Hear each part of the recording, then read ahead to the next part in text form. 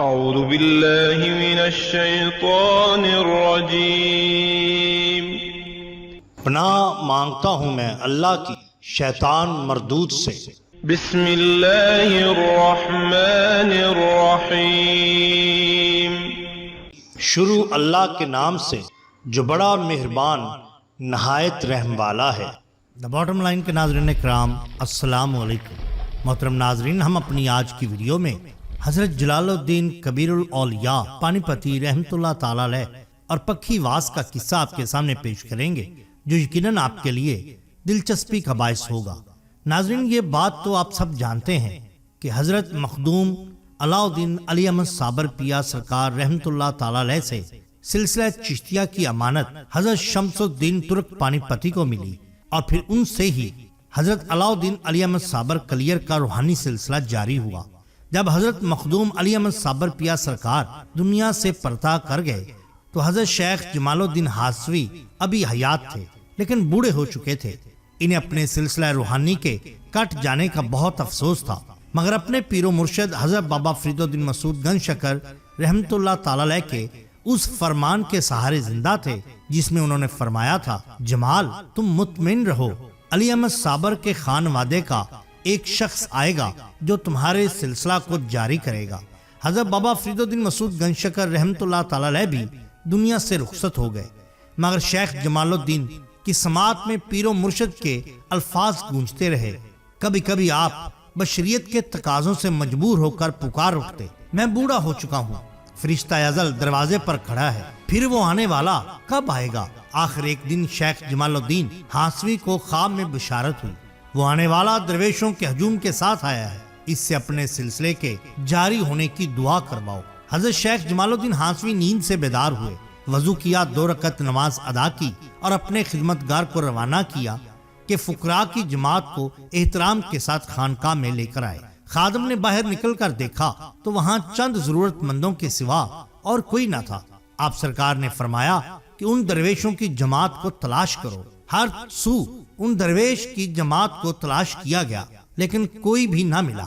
خانقاہ سے کوئی 1 میل کے فاصلے پر اپنی گدڑیوں، کمبلوں اور مختصر سے سامان ضرورت کے ساتھ فقراء کی ایک جماعت پڑاؤ ڈالے ہوئے تھی۔ حضرت شیخ جمال الدین ہاسوی رحمت اللہ تعالی علیہ کے خادم نے اپنے مخدوم کا پیغام سنایا تو تمام درویش یہ کہہ کر اسی وقت چلنے پر آمادہ ہو گئے، کہنے لگے، ہمارے لیے اس سے بڑی سعادت اور کیا ہو سکتی ہے کہ شیخ ہمیں یاد فرمائیں۔ حضرت شیخ جمال الدین ہاسوی بڑی بے چینی کے عالم میں خانقاہ کے دروازے پر حضرت شیخ جمال الدین ہاسوی بڑی بے چینی کے عالم میں درویشوں کا انتظار کر رہے تھے۔ آخر درویشوں کی جماعت آ پہنچی۔ آپ نے غور سے دیکھا، لیکن آپ کو اپنا مطلوبہ چہرہ نظر نہ آیا۔ آپ نے ان سے پوچھا، کیا آپ لوگوں میں سے کوئی بھی ایک درویش ایسا باقی رہ گیا ہے جس کو میں نے نہ دیکھا ہو؟ کہنے لگے، ہاں، ایک اور لڑکا ہے جسے ہم اپنی سامان حفاظت کے لیے چھوڑا کرتے ہیں۔ ان کے لہجے میں حیرت کا اظہار تھا۔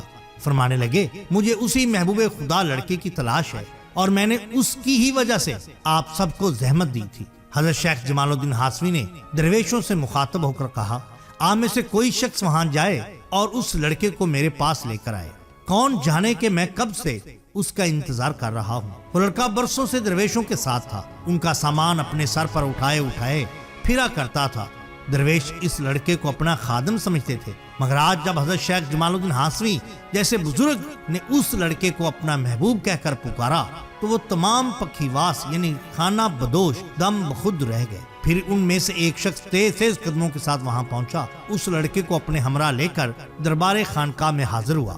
حضرت شیخ جمال الدین ہاسوی رحمت اللہ تعالی علیہ اسی طرح پیکرے انتظار بنے ہوئے خانقاہ کے دروازے پر کھڑے تھے۔ جب وہ لڑکا قریب پہنچا تو حضرت شیخ نے اس کا استقبال کیا، اور ایسے استقبال کیا جیسے کوئی مرد بزرگ ہو یا کسی سلطنت کا شہنشاہ۔ پھر جب حضرت شیخ نے اسے اپنے قریب بٹھایا، درویشوں کی دعوت کی، جب فقراء کی جماعت کھانے سے فارغ ہوئی تو صوفیاء کی رسم کے مطابق اجتماعی دعا ہوئی، اور پھر حضرت شیخ جمال نے درویشوں کو رخصت کرتے ہوئے لڑکے کو روک لیا۔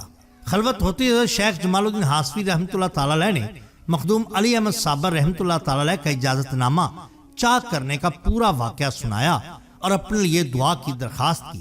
یہ واقعہ سن کر نوجوان کا چہرہ زرد ہو گیا، پورا جسم کانپنے لگا معاذ اللہ، آپ کے اور مخدوم کے سامنے میری کیا حیثیت؟ کہاں شہنشاہ اور کہاں یہ ادنا غلام؟ شیخ مجھے جانے دیجئے، آپ جس قدر اصرار کریں گے میں اسی قدر اپنے آپ کو گناہگار تصور کروں گا، پھر یہ احساس مجھے زندگی بھر چین سے جینے نہ دے گا۔ حضرت شیخ جمال الدین ہاشمی رحمۃ اللہ تعالی علیہ نے فرمایا، فرزند یہی اللہ کی مرضی ہے، خدا ہی جانے کے کوچہ عشق میں کون بڑا ہے اور کون محترم۔ اپنی حیثیت کو درمیان میں مت لاؤ اور میری اذیت اور کرب کا اندازہ کرو۔ نوجوان مجبور ہو گیا، اس نے دعا کے لیے ہاتھ اٹھا دیے۔ لہجے میں بڑا سوز تھا، لفظوں میں بڑی تپش۔ مانگنے والا اس یقین اور اس عاجزی سے مانگ رہا تھا کہ جیسے دینے والا کبھی انکار نہ کرے گا۔ ہاتھ بھی پھیلے ہوئے تھے اور دامن بھی، ہونٹ بھی سوالی تھے اور دل بھی۔ ایسا لگا کہ خانقاہ کے بے جان بام و در بھی اپنے خالق کے حضور گریہ و زاری کر رہے ہیں۔ پھر حضرت جمال الدین ہاشمی کو یقین آیا کہ اس نوجوان کی دعا قبول ہوگی۔